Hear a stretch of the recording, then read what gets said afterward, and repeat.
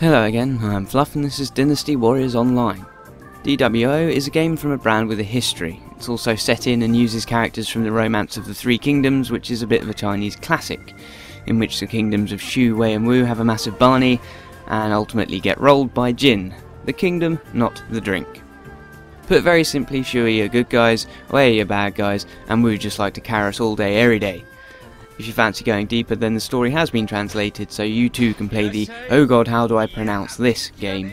DWO is free to play, but don't ask me if it's pay to win because there's a million different systems, and I'm damned if I ever worked out what most of them did, if they even do anything particularly substantial at all. You'll start out making a character and picking a server, scenario and a kingdom to fight under.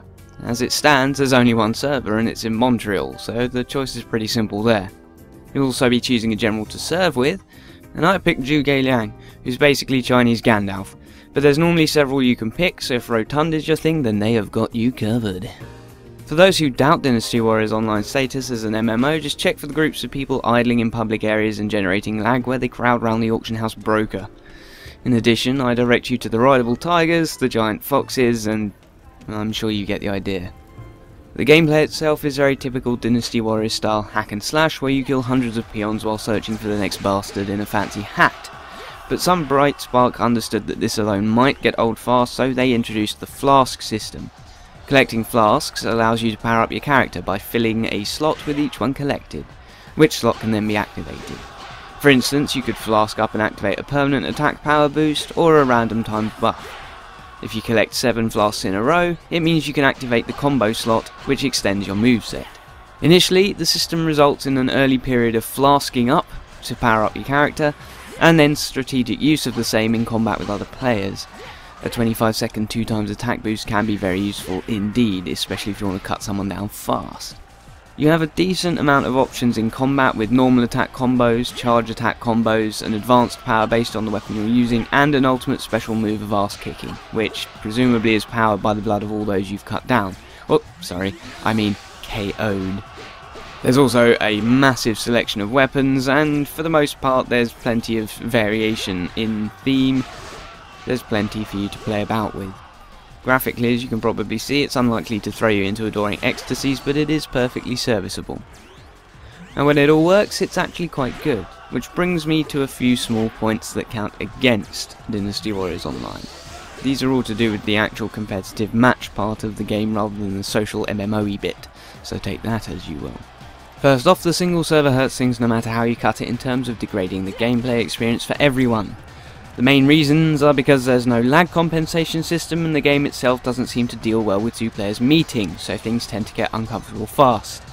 If you and another player face off, there's a very high chance you'll both experience the best in rubber banding and unexplained delays in movement and move execution, and there's a 50-50 chance one of you will get disconnected, if not both of you. The other issue with the single server is that if the server's having issues, then you're out of luck if you fancy trying to ding loo boo around the ear because there's no backup or anything that can take the load. The second issue lies with the players. Oh yes indeed. On one hand, there are those that worked out that a lag switch or just clogging your connection with crap via torrent downloads and so on can cause other people to DC rather than you yourself. These guys essentially take the weak system and just break it some more. They're sometimes, but not always, the same people that make Smurf accounts and play against new players, obviously destroying said newbies and culling the small number of people willing to add to the player count. These twats may also be using a nicely decked out weapon geared for the finest in rotting cheese against newbies armed with the equivalent of a pointy stick. This sort of thing is what scumbag Steve smiles upon and is probably the patron saint of. Beyond that, you've also got a great deal of petty bickering among the more long-established players, which, while possibly amusing, is disheartening to see in a group of such bijou constitution. The bitchiness and level of stat whoring shames virtually everything else I've ever seen. I can understand Spires in Eve, but in Dynasty Warriors Online? Really? I played DWO pretty heavily a while back when I was limited to a laptop, and I eventually stopped playing due to the numbers running like this. Of 100 matches, about 40 disconnected due to a legitimate lag drop or an exploiter. About 40 were dominated by one or two idiots using some form of cheese flavour of the month combo weapon, or more likely special spam. I direct you to the joy of twin picks. About 5 were ended by something else like a CTD, or they never started because some spy didn't want to risk EP damage, and about 5 were enjoyable full games, playing the game as it was meant to be experienced. In short, that's about 5% good fun, 95% bullshit, and unfortunately poor turnout. Now, it is slightly better as I play through at the guard level. Slightly. I've encountered mercifully light alt abuse so far, and they've also tended to be making full use of the latency issue as well, which makes them easy to note down and avoid. It's kind of a shame that I actually have to note down these guys' names so that I know not to go near them in game, because that's the only recourse I have, but there you go.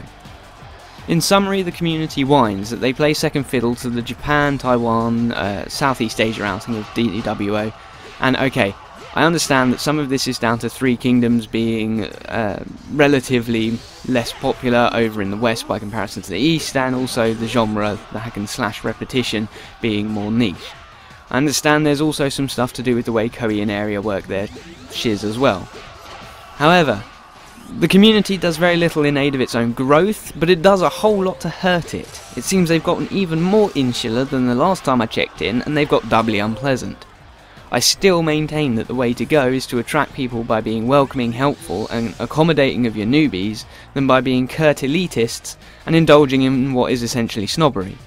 And I suppose the trick is getting more of your members to choose the latter than the former there, which is, you know, definitely easier said than done. All told, you finish up with a game that's more frustration than fun, even if you're a hardcore Dynasty Warriors nut, and that's before you get into the various out-of-match mechanics, all the stuff to do with the weapons and the dies and the armour. There's a lot. Altogether, it ends up that this is perhaps one to keep mothballed, save for a casual bash now and then, and that right there is why I doubt it will go places anytime soon. It really hasn't so far. I would say that if you're into this stuff, it's definitely worth a couple of hours of your time, because especially at the entry stages, you will probably have a bit of fun running around smacking people in the head. Beyond that though, it loses some of the shine. That's all from me for now though, so thank you for watching, and take care.